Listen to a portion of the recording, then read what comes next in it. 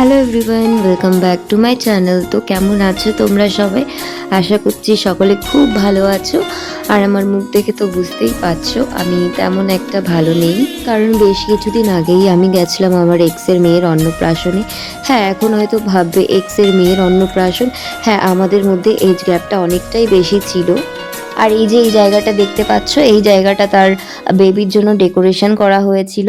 আমার শত খারাপ লাগা সত্ত্বেও আমাকে সবটা হাসি মুখে মেনে নিতে হচ্ছিল। আমাদের জীবন আমাদেরকে যেই দিকে নিয়ে যায় আমাদেরকেও তো সেই দিকেই চলতে হয়। তো যাই হোক, আমি সবটা হাসি মুখে মেনে নিয়ে চলে যাই খেতে। আর আমার তো না গিয়ে উপায় ছিল না, কারণ আমাদের দূর সম্পর্কের রিলেটিভ হতো, যে তো আমাকে তো যেতেই হতো। যাই হোক, বাইরে এসে দেখি সবাই আনন্দ করছে। কিন্তু কি বলতো, তোমার মনের মধ্যে যদি আনন্দ না থাকে, তোমার চারপাশে যতই আনন্দ ফুর্তি হোক না কেন, তোমাকে কোনো আনন্দই স্পর্শ করতে পারে না। তখন সব কিছুই যেন কেমন বৃথা মনে হয়, সব কিছুই কেমন তুচ্ছ মনে হয়। যাই হোক, আমার শত দুঃখ কষ্ট আমি লুকিয়ে হাসি মুখে সব কিছু মেনে নিয়ে সবার মতোই এনজয় করার চেষ্টা করলাম। সবাই যেভাবে এনজয় করছিল সেভাবে আমিও এনজয় করার চেষ্টা করলাম।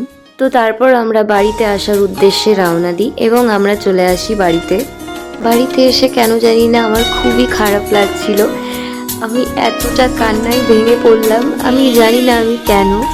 হ্যাঁ, আমি এমন না যে আমি জেলাস ফিল করছি বা কিছু, কিন্তু আমার ভীষণই খারাপ লাগছিল। আমি বলে বোঝাতে পারবো না আমার এতটা খারাপ লাগছিল।